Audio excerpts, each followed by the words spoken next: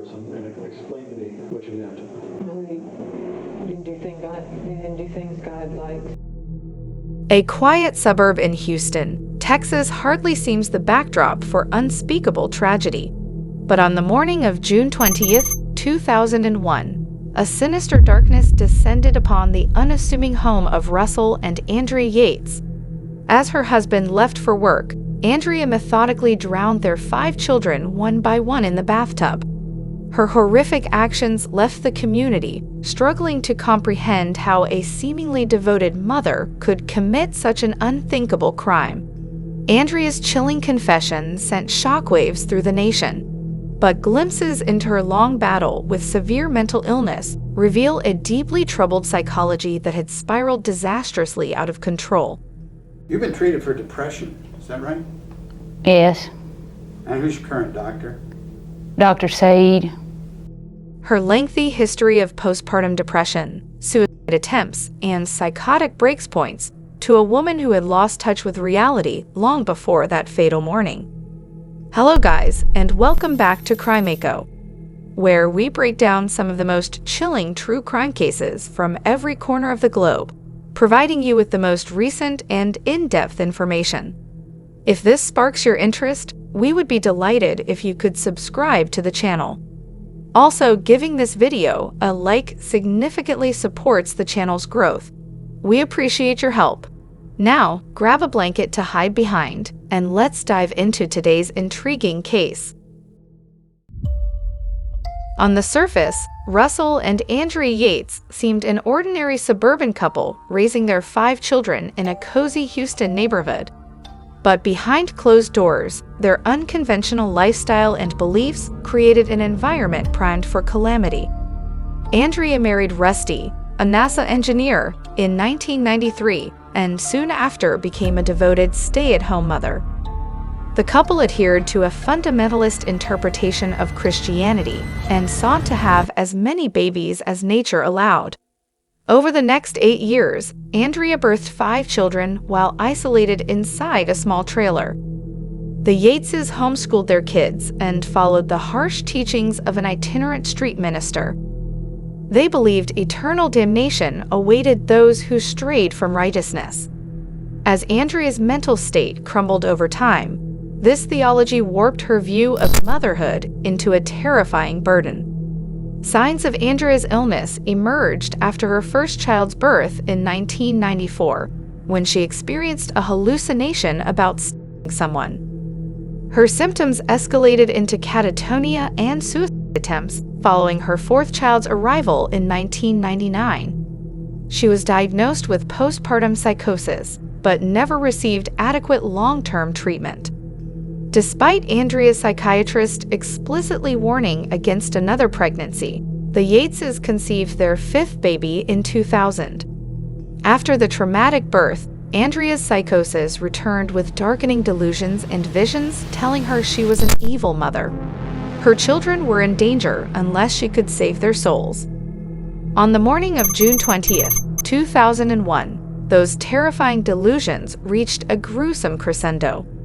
Believing her children were corrupted, Andrea systematically drowned them all in the bathtub to cleanse their souls from eternal damnation. Then she calmly called Rusty at work and the police to confess her devastation.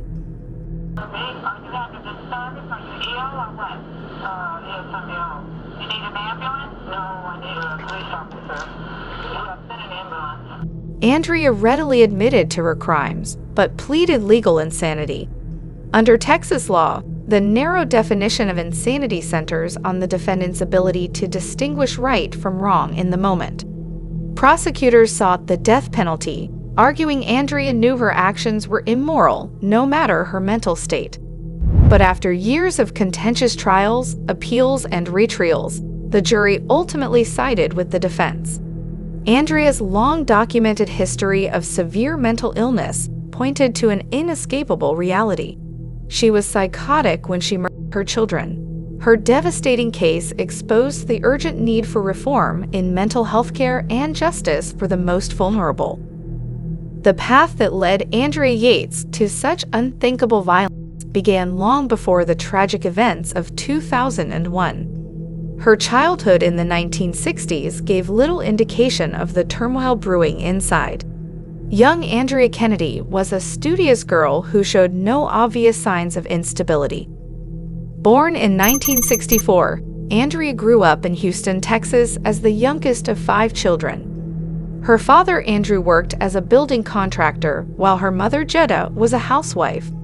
The traditional Roman Catholic family provided a stable home life during Andrea's early years. As a high school student, Andrea achieved excellent grades and took a keen interest in swimming. She was disciplined and driven, earning the role of class valedictorian upon graduation in 1982. Andrea then completed a nursing program at the University of Houston and began working as a registered nurse at a respected cancer treatment center. To the outside world, Andrea seemed to have a promising future ahead as a dedicated care provider. But internally, she grappled with eating disorders and depression that foreshadowed deeper mental health troubles. At age 17, she first contemplated suicide, though no major incidents occurred in her younger years. Andrea's life path took a turn in 1989 when she met Russell "Rusty" Yates through a mutual acquaintance. Rusty worked as an engineer at NASA and adhered to an evangelical Christian worldview. After a short courtship, the couple married in 1993 at the ages of 29 and 28 respectively.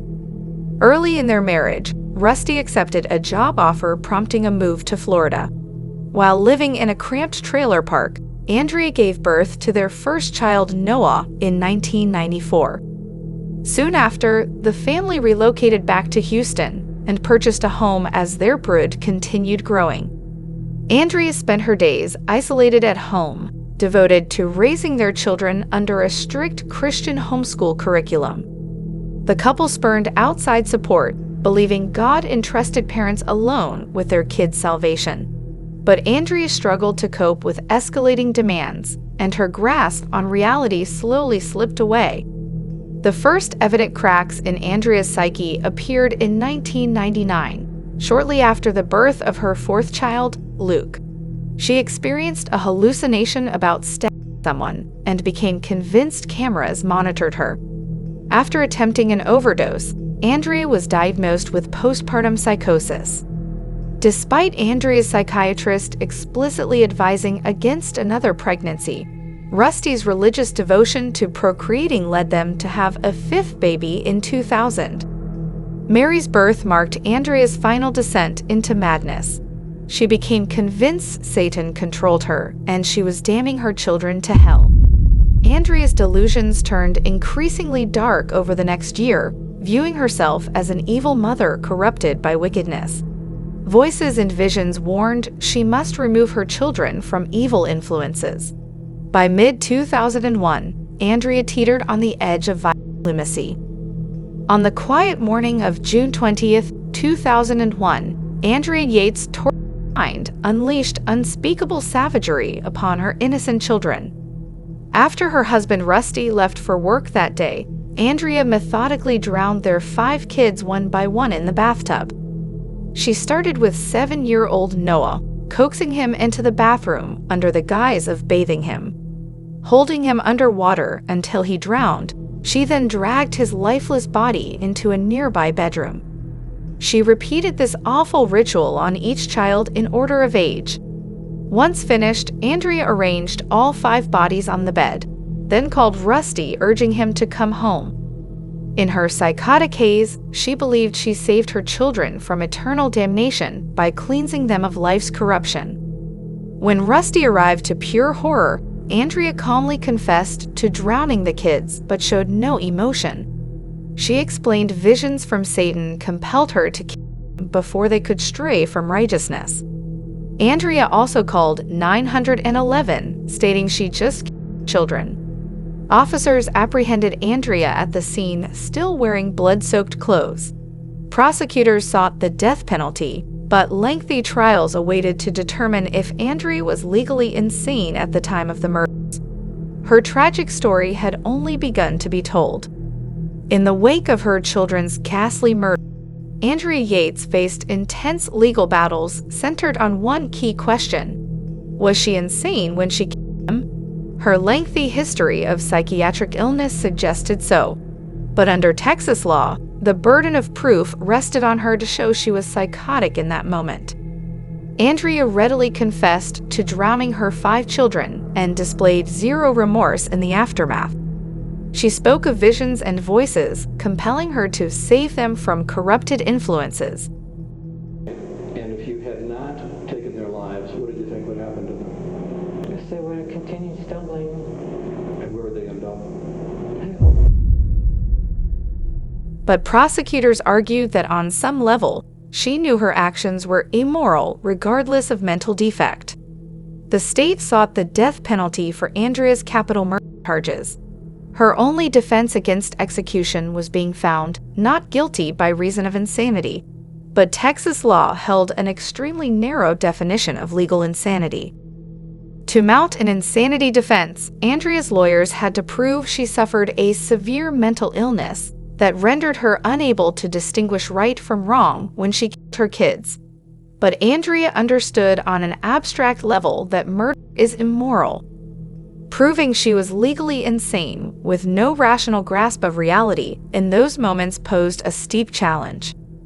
After intense trials and appeals, a jury finally deemed Andrea not guilty by reason of insanity in 2006. But it took years battling the justice system to reach that verdict.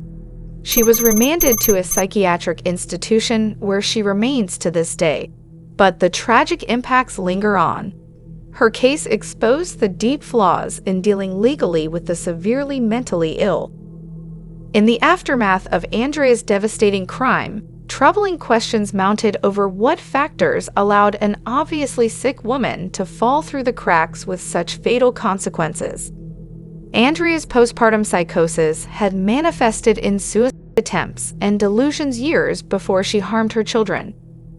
Her family pleaded for mental health authorities to intervene, yet inadequate treatment failed to prevent disaster. Andrea's initial symptoms appeared after her first child's birth in 1994, but doctors did not diagnose clear postpartum psychosis until 1999 when Andrea tried overdosing on pills. She was hospitalized several times over the next 2 years for suicidal behavior and catatonia. Each time Andrea received short-term stabilization but no effective, ongoing care for her severe underlying condition. She was often discharged while still unstable due to insurance limitations on inpatient psychiatric treatment. Most disturbingly, Andrea's doctors warned the family against getting pregnant again, given the likelihood it would worsen her mental state. But the religious couple moved forward with a 5th pregnancy in 2000 nonetheless. Andrea's mental health deteriorated rapidly following that birth as delusions about Satan and evil overtook her. But her doctors declined her husband's pleas to restart effective antipsychotic medication or consider electroconvulsive therapy. In the weeks before Andrea drowned her children, friends had noted her declining condition. Some had even dialed mental health emergency lines for guidance but were told Andrea had to call herself. When authorities fail to heed clear warnings with decisive action, tragedy often follows. While Andrea alone bears responsibility for her horrific actions, her case revealed systemic failures. More robust mental health care resources and intervention practices may have prevented such a gut-wrenching outcome. Her plight demanded society do better by those battling acute psychiatric crisis. Following her insanity acquittal in 2006, the court committed Andrea to a high-security mental health facility with other women who committed similar crimes. She was later transferred to a lower-security hospital in Central Texas in 2007. Andrea responded well to finally receiving proper treatment for her severe mental illness. She regained a grasp on reality and expressed immense remorse over her children's deaths. Her ex-husband Rusty divorced Andrea after the murder and remarried.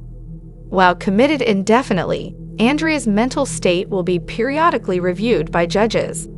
She has not sought release as her doctors say she remains a danger to herself and others without constant medication and supervision. She accepts that she will likely spend the rest of her life under strict psychiatric care. Andrea's 2006 trial verdict was a legal victory by mental health advocates. But healing the deep wounds her case exposed across society remained. Her story showed the urgent need for better mental health resources and reduced stigma surrounding psychiatric disorders. By acknowledging where the systems failed, changes emerged to prevent future tragedies and properly treat at-risk mothers. Texas passed a law requiring postpartum depression screening for new moms, but expanding access and education remain ongoing battles. The losses from Andrea's crime will forever leave holes that can never be filled, but her devastating case marked a call to action to mourn the lost while transforming society to protect life's most vulnerable. The quest continues to honor all their memories. Andrea Yates' devastating crime left deep scars across all it touched, grieving loved ones, a wounded community, and a justice system tested to its core. But her tragic story also sowed seeds of hope for positive change amidst the wreckage. In the wake of the shocking murders, Andrea's family and ex-husband Rusty grappled to make sense of her unraveling mental state in hindsight. Rusty faced harsh blame for ignoring medical advice on Andrea's precarious condition and pushing her to have more children. He contended doctors never warned him she posed a risk to their kids. But Andrea later shared she revealed her urges to harm them, which Rusty dismissed. The family's extreme religious beliefs had fostered an isolating, unhealthy home life. Rusty did advocate for his ex-wife's insanity defense, giving crucial context to her deterioration. But he also displayed a seeming detachment from reality about her possible release someday. Their marriage ultimately collapsed under the weight of all that had shattered. Andrea's own mother had urgently advised social services her daughter was unfit for childcare in her condition. But inadequate intervention led her to helplessly watch the gruesome consequences unfold. Losing their grandchildren compounded the grief. Andrea's community of Clear Lake, Texas also struggled to reconcile the loving mother they knew with the merciless she became. Many resisted seeing Andrea's illness as the driving force behind her actions. But others believed compassion was needed most when mental health blurred one's humanity. Neighbors created a memorial garden to honor the young victims, helping the community heal through remembrance. The deaths shook local mothers struggling with postpartum depression from silently thinking, "That could be me." Andrea's story marked a turning point in removing stigma around maternal mental illness. The justice system also faced intense scrutiny over its handling of profoundly mentally ill defendants like Andrea. Her lengthy legal odyssey exposed the need to modernize insanity defense laws that had languished since the 1800s. Andrea's case amplified calls to reform overly punitive responses to those in the grips of psychosis when they commit unthinkable acts. It highlighted the cost of failing to properly treat and monitor individuals teetering on the brink. The reverberations from Andrea's crime continue today across all realms it impacted.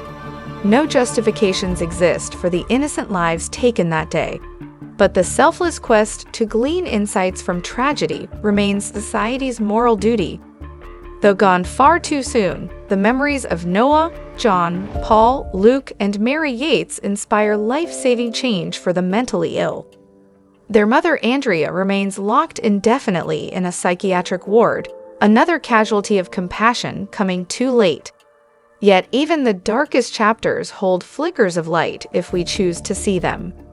Through remembrance and redemption, seeds of hope can still emerge from the ashes of despair. Before you leave, please remember to like this video, subscribe to the channel, and click the notification bell. This will ensure you stay informed about the latest true crime cases we uncover. We're grateful to have you as part of our community as we explore the captivating mysteries that continue to fascinate us all. Stay curious and vigilant that even closed books still hold untold pages waiting patient revelation. Thank you for joining us, and we eagerly anticipate seeing you in our next exploration. Until next time. The new mother. Hello. Mother for the 5th time. Say cheese. Bye, say goodbye. Bye. Bye to the camera. Bye.